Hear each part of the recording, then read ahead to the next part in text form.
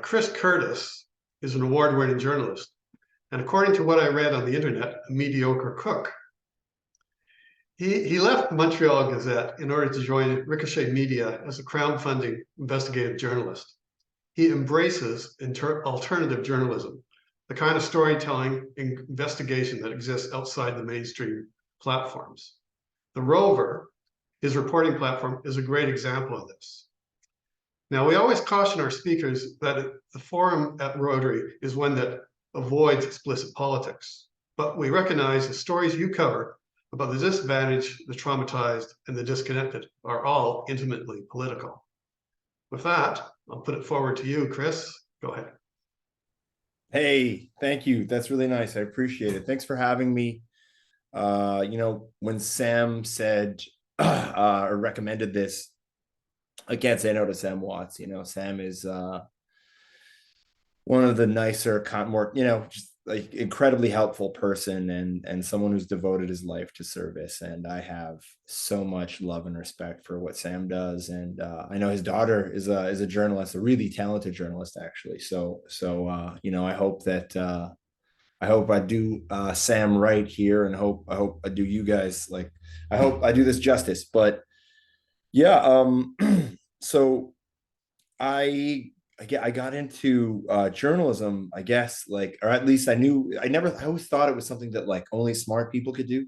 And I never really thought of myself as like someone who's particularly smart or, gifted or anything like that. And then when I was at Dawson College, there was this student newspaper and they had a really comfortable couch and I could take naps on it.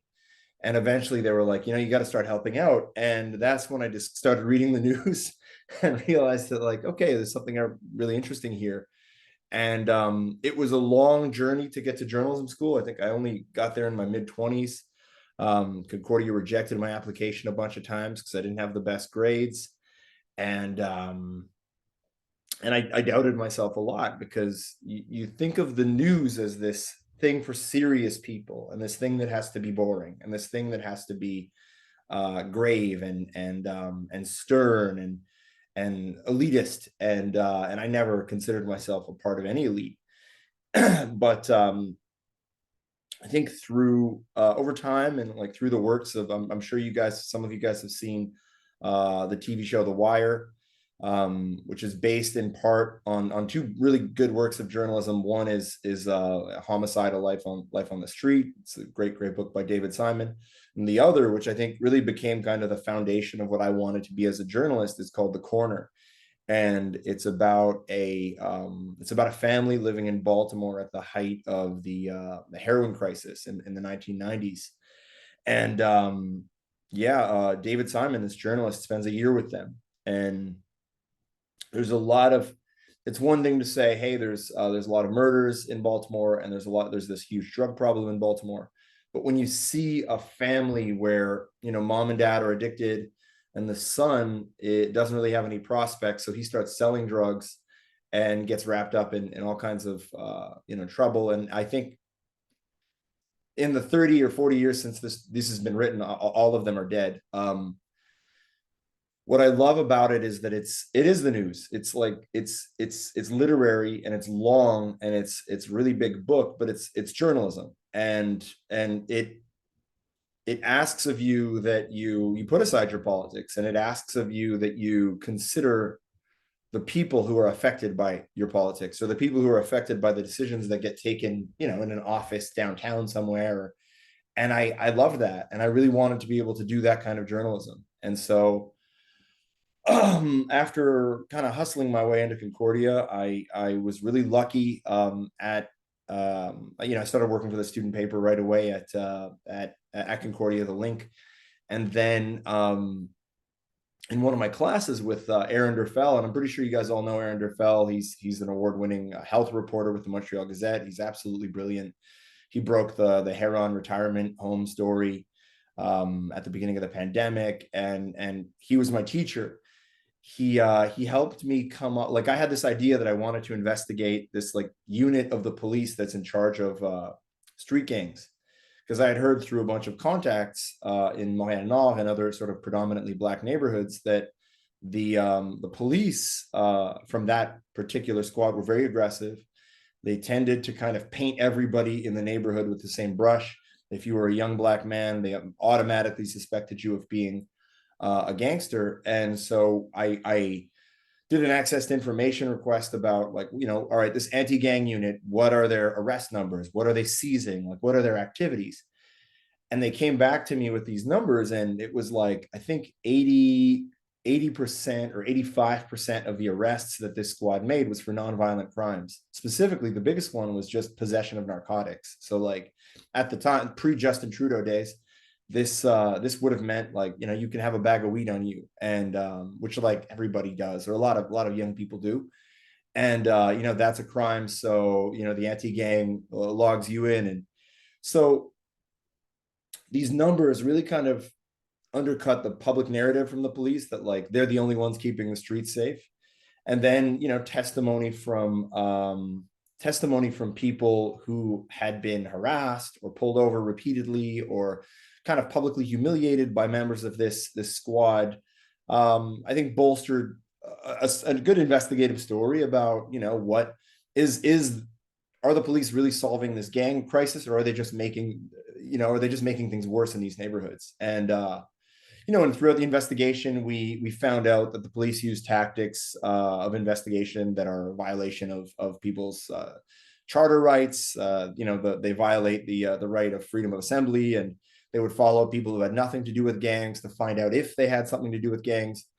So it was like, that was my first story in the Gazette, and a bit of a stroke of luck.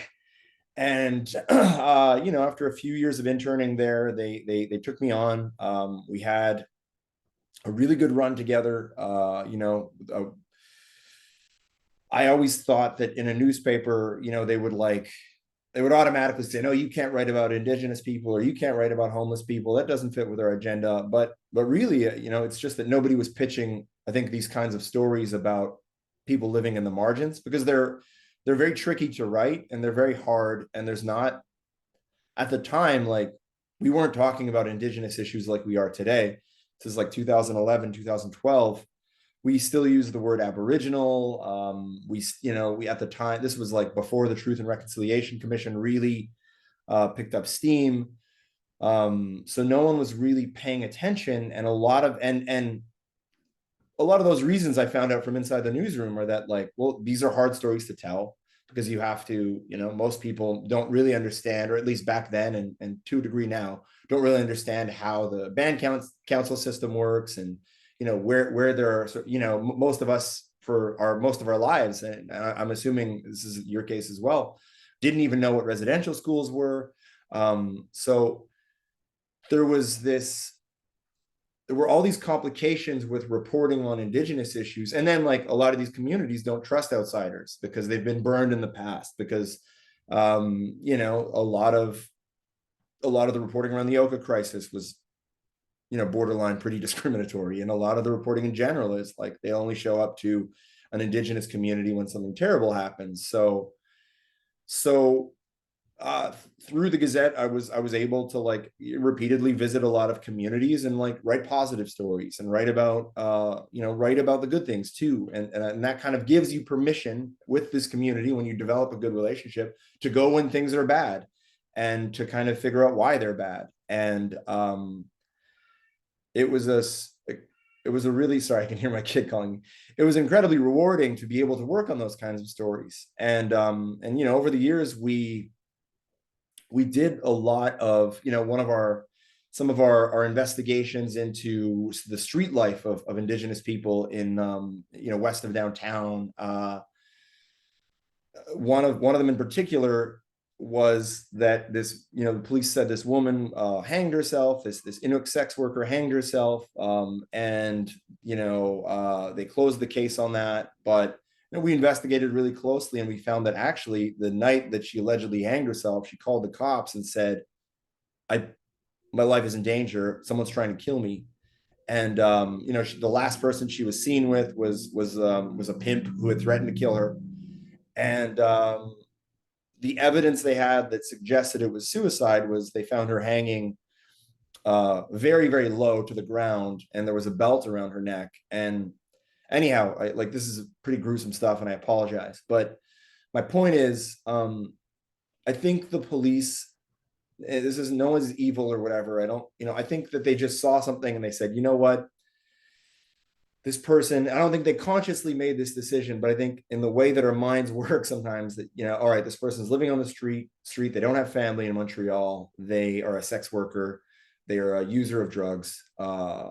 This looks like suicide to me. Let's move on to the next thing. But to the people who knew this woman, Siasi Tulagak, to the people who knew Siasi, it was unconscionable that she would have done that. A lot of people say that when they lose a relative to suicide, but they really didn't believe, that the police were taking them seriously. And one of the big problems on the street is nobody ever reports anyone because they're scared the cops won't do anything, and then they'll just be in trouble with the person that they reported on, so, or that they just they squealed on or whatever. So they don't go to the cops. So violence, specifically sexual assaults and violence against women, persists at alarming rates. So like, I always wanted my reporting and the Gazette's reporting to line up with that. Like, how do we minimize harm on the streets? How do we, a lot of people think of journalism as, just reporting the truth. My vision of it is a little more like, hey, can we actively reduce harm? Can we actively like try and get people aware in the neighborhood that, these people who live there, who are on the streets, are human beings and they need your help. And so, I mean, over the years at the Gazette, I had so many opportunities to work on cool stories like that. I went all over northern Quebec. I went to remote communities. I was given a pretty wide berth in terms of reporting on homelessness, creating my own beat. It was amazing. But the thing about the Gazette is that they are a post media property, and year after year after year, as post media continued to post these giant losses and accumulate this giant debt, we just had to lay off more and more workers, or do these voluntary buyouts. And so towards the end of my time at the Gazette, I'd been there on and off for almost 10 years, and really full time since 2013. So by the midway through like the first or second wave of the pandemic, who even remembers at this point, I started working with a colleague to launch this new project called the Rover, because I things were good at the Gazette. I had just gotten my first national award, and I thought, hey, but I in this really nice moment of elation, I realized that all of the work that I did to win this, I wouldn't be able to do anymore because of our staffing, and because, or at least those opportunities would be far, far fewer and far between. So I don't know, at the time I didn't have a kid or a serious girlfriend, or a mortgage. I still don't have a mortgage. But it seemed to me like if we could build a small but dedicated audience, we might have something really special. And what my colleague said to me, this guy, Ethan Cox, what he said was, which really resonated with me, was, often the reason the Gazette can feel a little bit bland, or not bland, but the editorial of the line of the Gazette is so, I don't want to say anything, like, it's careful. It's very careful, not to step on too many toes. The reason for that is you're trying to be everything to everybody, right? You're trying to please everybody. And when you do that, you end up producing stuff that has a little less bite to it. And I was raised by parents who have a lot of bite, so it's always been harder for me to like kind of rein it in. So I thought, well, instead of trying to appeal to like 100,000 people or 200,000 people, instead of trying to get like 250,000 people to kind of like your product, what if you got 1 or 2 or 3 or 4,000 people to love your product? And so we built this campaign on social media, filming a video that's like, hey, I'm leaving the Gazette, but I'm really excited about the future of journalism. Please participate in this project with me, and we're going to see what we can get done. And it took off. It went viral. I think the video was seen something like 250,000 times, which is like as viral as I'll ever go. And it managed to get us a big enough subscriber base that we could start doing this full time, these kinds of investigations. So for the last 3 years, we've been doing journalism, like from the, when you read a lot of these, whether it's the Associated Press or the, or the Gazette or CBC, or these are done by workers who are just right up against the deadline and they can't leave the office. They've got to work the phones, and it's great stuff. But you can tell as a reader that these people were not on the ground. Our goal was to always be on the ground, to always be there, to make sure that the reader feels feels what it's like to be in someone else's shoes. One of our first story that we published won the Canadian Association of Journalists Awards for online investigations, and I don't think I would have ever been able to report like this at the Gazette. We were reporting on an illegal dump on Mohawk territory where construction companies from across Quebec would just come and dump their waste, their contaminated earth and their contaminated waste on Mohawk territory because it was cheaper and there was no paperwork, and you could just pretend that it. And this had been reported on in the past, but it was always reported on from the perspective of the mayor of Oka, who was mad at the truck traffic, or the mayor of Saint Placide, who was mad at the Mohawks. But it was never reported on from the perspective of the Mohawks, who live next to that dump and who have nosebleeds and who, and who are clearly suffering from the environmental damage, who have to breathe in that air that's so rich in sulfur and other super carcinogenic materials. So, we really dug in. Somebody actually snuck us onto the site. We took a bunch of pictures to show, look, this stuff is really dangerous and toxic. And a lot of people who we spoke to stuck their necks out for us. Some of them received death threats from the guys or like implications of death threats. When you have these two big guys show up to your door and tell you to stop talking about to reporters, then I think there's an implication there that they might do something about it if you keep talking. So I'm sorry, this feels very rambly.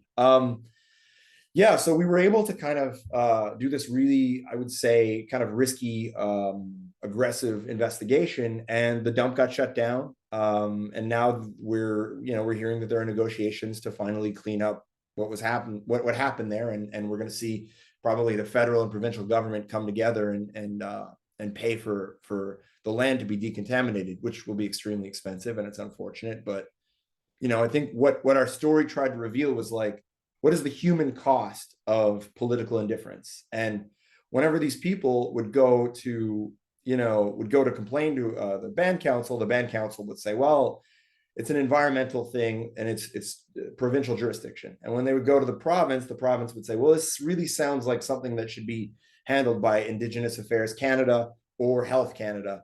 So it's a federal thing. And then they would go to the federal government and they'd say, why don't you go to your band council or your province? So like, my idea of journalism is bringing all of these things together. These legislative stupidities with the very real and human cost of all of this, and it was fun to report on, and it was a little bit dangerous, and it was exciting. I wasn't a dad yet, so I didn't have to worry about dying. So we've been doing stories like that for 3 years. I went to Ukraine last year during the first weeks of the invasion. Our reporting has been used as evidence in a lawsuit to ensure that homeless people don't get just thrown onto the street out from this encampment. We've seen our evidence used in lawsuits that have to do with Indigenous land rights. We've won 3 awards in 3 years. One for the CAJ, the Canadian, which I just mentioned. Another was the Medal of the National Assembly for our reporting in Ukraine, and we're about to win one. Nobody should know this, so please don't tell anyone. On Saturday at the FPJQ, that's Quebec's Journalism Federation, for our reporting on the lack of basketball infrastructure in Montréal. So to wrap up a very rambly little presentation here, we are allowed to do the things that we do because we have a base of about 850 paid subscribers who have been super generous with us and who support our work, and who feel like, some of our subscribers have actually become our contributors. One of them went on to found their own news website. A bunch of them have moved on to like work at different outlets. So like we take a lot of pride in the role we play in the community for emerging journalists, and we take a lot of pride for the role we play in trying to help out marginalized people. So obviously, I'm not the white savior, and I'm not, there's nothing messianic about any of this. I think it's just basic journalism, but I love it. I believe in it. It stresses me out. I'm surprised my hair is not all gray and that I still even have hair at this point. But I am just honored to be able to do this work, even though it burns the hell out of me sometimes. And I'm really lucky that I get to be here with you guys today. So I hope that kind of made sense. Thank you, Chris. That's very impressive, and I have to admit I've never read the Rover. Wasn't even aware. You know what? Most people haven't. Most people haven't. That's okay. Okay. No, but checking you out, I stumbled upon it, and I read a number of the articles, and I was quite impressed. I'd like to hear your thoughts. Do you think this is really a paper internet thing, or is this more just a style of journalism? Comment on that a bit. Oh yeah, I mean, I think like when I was at the Gazette, one of our editors, Dave Bist, he was just the nicest guy, and he took a buyout, and we lived in the same neighborhood, so occasionally I would see him walking. He volunteered with the SPCA walking dogs. Super nice guy, tough guy, funny guy. And he said like, "Hey, I read something you wrote the other day. I liked it." And he's like, one of his eyes was like, you don't read stories about people anymore. I miss that. And I think that's just kind of how we try to operate more. We really want it to just be stories about people. And I think the only thing that really differentiates us, I mean, I inject my opinion in a lot of stories, but I inject it. It's clearly, it's my opinion. And I think most people know to take what I write with a bit of a grain of salt. I try to be fair. I try to talk to all perspectives involved, but like, basically, like you would be a fool not to kind of know what I think about it, because it's right there in black and white. And that tends to be maybe a difference between us and more some of the more traditional media, because we're not constrained by it has to fit inside a box in the physical paper, which is a huge that's a huge constraint. Like, oh, it can only be 750 words, or it can only be 400. We don't have that constraint. So we get to tell stories as though they were stories. We can let them breathe a little bit more. We get to be a little more irreverent. We get to have a little bit more fun. We get to publish a cartoon that might seem silly or pointless or totally absurd. Because I think what a lot of these more traditional institutions stopped doing was trying things. And I mean, they try things, but it's more like, I worked in the part of the Gazette for like a year that dealt with how do we get more people to follow us on social media. It was like an absolute failure. Like, we did get more people to follow us on social media. We really did. We boosted our numbers on Facebook and Twitter and Instagram, but none of that translated to more money for us, like, or even more traffic towards our more serious stories. Like, so we were so busy with the mechanics of how do we make money from this, or how do we drive traffic up, or that I think we lost the plot. I think it was like the Gazette still does amazing stuff, and they always will, but there's so much focus on, we have to have this traffic number, we have to hit these goals so that somebody in an office in Toronto says, well, look, I did my job, they hit their goals. If there's a problem, it's someone else's fault. So we're really just trying to tell the best story we can all the time. And sometimes that means like, we were going to publish a story on Friday. You know what? Let's wait. Let's publish it midway through next week, because I feel like it needs more reporting and more time. So that kind of a business where I kind of, there are a few guarantees, is not great for advertisers because they don't want to be like, oh, you're publishing our story on whenever you feel like it. Great, wonderful. Let me just. So there are aspects of the reporting that I get to get away with because it's like I'm allergic to money. And this is a problem that Postmedia can't afford to have. Like, I think the interest on their debt alone every year is $25 million. I don't have that. Like, whatever my credit card interest is my interest. And so I just think we can afford to play with the medium a little bit more, and we can afford to like take our time. That's the big thing, is like all of these guys at the Gazette and La Pais, and there's so many talented journalists who don't, and you wouldn't know it because they never get a chance to tell stories the way that they're great at telling stories because they have to work within the machine. And our thing is just to steal a band name, we rage against the machine. I spoke a bit out of place. I was supposed to thank you and then stop the recording and then put on Oh, I'm Q&A. fine. So we'll make this the